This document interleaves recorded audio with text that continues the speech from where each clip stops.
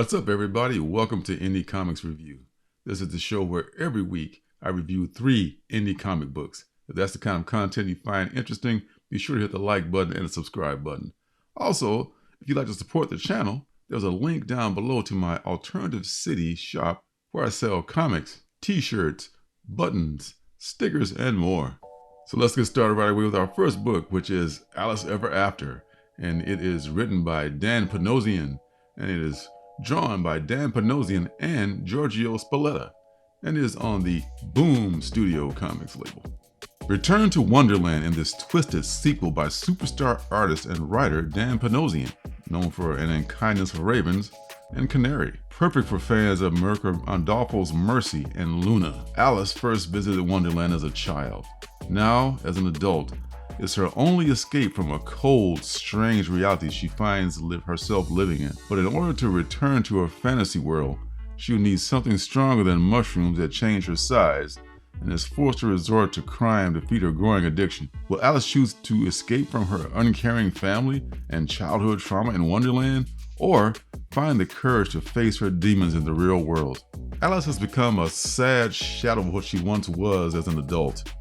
She's taken to stealing merchandise from the local merchants just to sell it so she can get money for pills.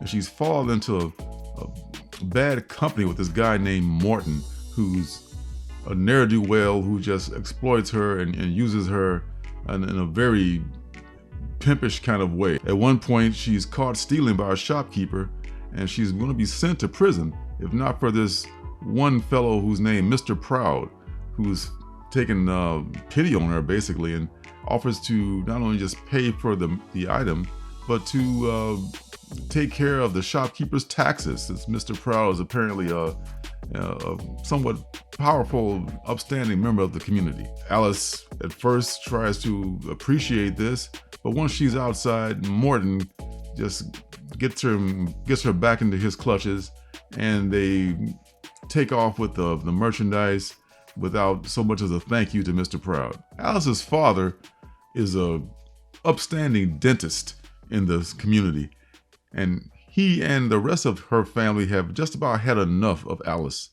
and they're on the verge of having her committed or doing something drastic like that. Alice comes home. She talks to her cats. Her cats are pretty much doing the narration of the story. She tells the cats that she's not going to be able to take them to Wonderland, and this is kind of puzzling to the cats because they don't go to Wonderland. Alice is the only one that goes to Wonderland, and she goes to Wonderland by taking pills that she gets from Morton. Both Dan Panosian and Giorgio Spalletta are both credited with the art. They don't specify who did what inking or drawing or penciling, but whoever did what, it really turned out great. This is a really well-drawn and well-written book. It is a twisted tale, and it does have a serious, dark subject, but it still has a lighter side, and it's not overbearingly dark. It really has a certain charm to it. And also there's a 4-page preview of Grimm in the back half also, so that was pretty nice to see. Alice Ever After is something I definitely will add to my pull list, because this is one of the best books of the year so far for me. It's still pretty early in the year, but this is definitely a contender for one of the best books. So Alice Ever After, pick this up if you have not already. The next book is West of Sundown. It is written by Tim Seeley and Aaron Campbell and drawn by Jim Terry, and it is on Vault Comics. A beautiful ancient vampire must flee monster slayers in New York City and reclaim the ancestral soil that restores her undead flesh. But things have changed since she was reborn in the New Mexico desert, and now Constance de Arbond and her loyal ex-Confederate assistant Dooley must adapt to life in the rough frontier town of Sangre de Moro, a western tale of survival starring a cast of literary horrors. So we begin in Civil War Virginia, where this guy Dooley is a Confederate soldier going about his duty of burying the dead, when he hears this bell, and there's this dead ringer bell set up in a grave, and he's just like, enchanted with it. So he starts to dig up the grave, and in the grave is Constance Darabont, or Abend. I'm not sure how you pronounce it.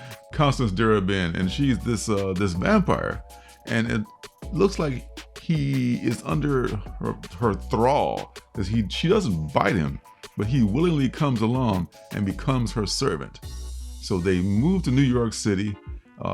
She becomes part of New York's fancy elite, and he's happy being her servant. He's a devout Catholic and a very religious man, and they do the good vampire thing where they pretty much feed off the people who deserve to be killed. And they're doing that and having a great old time for 10 years. And then one night after the opera, she is coming home and their house is aflame. And they have to leave after that because her the soil of her that restores her undead flesh has been destroyed in the fire. So they have to head west back to New Mexico to get there, to get more soil. And that's not easy to do in those days because there are no interstate highways. So they have to literally sail all around from New York City down under South America, come back up around again to the other side of the country to get to the west. And that's what they end up doing. They book passage on this ship. Dooley watches over her in the daytime, and they arrive in this town called Sangre de Moro. This is in California, and they begin their journey toward her getting more of the soil that she was buried in. But at all the time this is going on, there are monster hunters on their trail, and they're getting closer and closer, and it's just going to get much more dangerous for them. Now, I love a good vampire book, and this is one of them. This is a book that I was looking forward to, but I was pleasantly surprised that it was good. Personal note, I was so close to getting this one per store copy of James O'Barr's cover of this book, which is just super dope. And there was only one copy in the store. There was no more anywhere else in my town. And now I've got this mission to get this cover, because this book seems to be a really well written and well drawn book that could be something. I think this is going to be a good series. It's off to a good start so far. Vault has really had some winners as far as the horror comics go. Vault and Black Caravan are kind of leading the way in that genre right now, as far as I can tell. So this is going to be, I think, a good series I look forward to. I believe it's a 5-issue series to start for this one, and it's with the artwork and with the monster hunters and the Confederacy, and it's just all the elements of a really good vampire tale. So I highly recommend this book. If you can pick it up, you can find that James O'Barr cover. There are lots of other covers too, but I just can't let it go. I gotta get that James O'Barr now. I'm probably gonna end up overpaying for it, but the story itself is worth reading no matter what cover you get. West of Sundown is definitely a winner. The next book is Pentagram of Horror. It is conceived, written, and illustrated by Marco Fontanelli, and it is on the Black Caravan label. Pentagram of Horror is a new horror anthology with each issue being a standalone story. My Own Hell explores the anxiety, self-doubts, and profound desire for recognition endured by every creative. In this tale, when the desire for worldly acclaim becomes all-consuming, it leads a young man to part with that which he should have prized most dearly.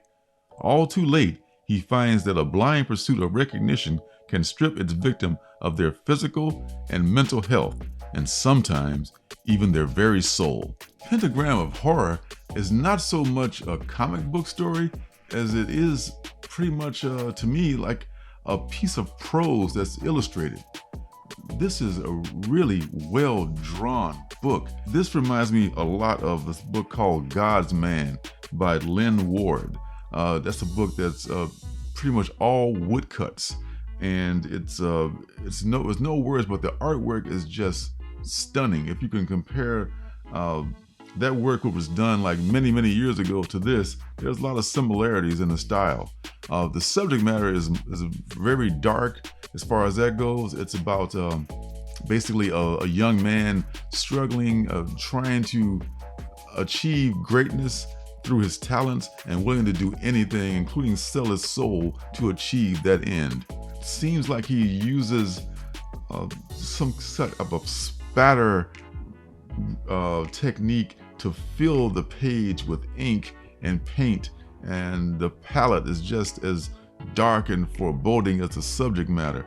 And it's amazing that Fontanelli was able to do all this while also doing writing, drawing, painting, even doing both covers for this book. And it is, I believe, a 5-issue series, and each one will be a standalone story. I enjoyed every page of this book.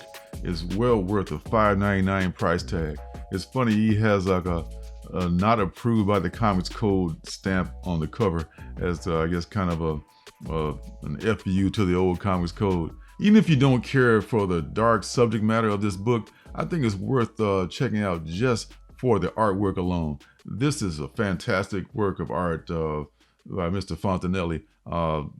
Hats off to you, dude. This is a great book. I'll definitely be checking out this whole series for sure. I think lovers of good indie comics should probably do the same. This week's Artist Alley is called Luchador, and it's written by Wes Allard and drawn by Agus Calcagno. And it has a nice cover by Thiago Silva. And this is on the Last Bastion studio label. Last week I did one of their books, and this week I'm doing another one. This one is a very cool, like a blend of wrestling and superheroes, in a way, sort of. It's more like what's going on is there's this underworld battle between two gang factions, and both of them have these like super powered luchadors who seem to be like strong as hell and bulletproof. And these are like the bodyguards for both of the crime lords. Now there's this woman who is a single mom, and she does jobs on the side that this guy, I'm not sure if he's a lawyer or some other kind of a shady character, and he sets her up with these jobs, and she pulls a job on one of the crime lords, and the crime lord has really set her up for this thing, so he knows what he was behind the whole setup pretty much.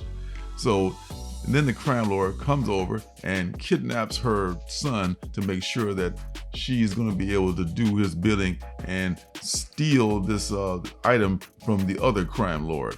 And there's another character in the story too that is not really defining what role he's going to play, and he's just this schlub that works at an office job. He's always late. Kind of sounds like me back in the day. He's got this guy, this supervisor on his ass, who's trying to fire him.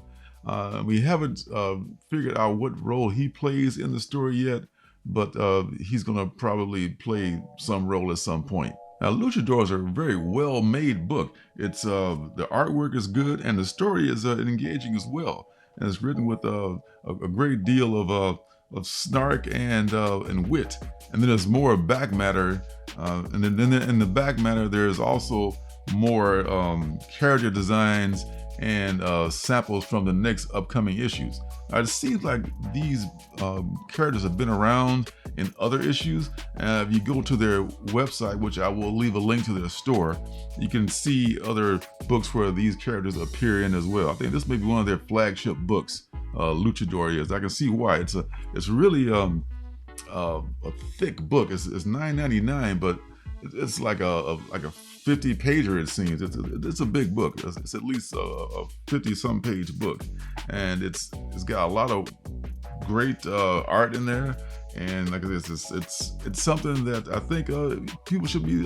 If you're a wrestling fan, there's a good story book out now, Crimson Cage. Wrestling fans, it was a good time to read wrestling comics about different subjects and things like that. So this is This is a really nice book on Last Bastion Studios. I'll leave a link down below where you guys can check it out. I'm really thankful to the folks who sent me this book, and this is one of the best Artist Alley books I've seen in a little bit of a while. I mean, this is really a cool. There's pinups in the back of the different artists and the different characters. As the unauthorized deal story I was talking about. This is a high quality indie comic book, folks. Definitely give these folks a look over at Last Bastion Studios. So, man, good stuff from Indie Comics. So that's all for this Indie Comics review. I'll be doing 3 more books next week and probably another Artist Alley. So be sure to hit that like button, hit the subscribe button, and turn notifications on if you'd like to know when I'm making my next video. So until next time, see you guys in the funny papers. Hey, don't forget to subscribe and leave a thumbs up.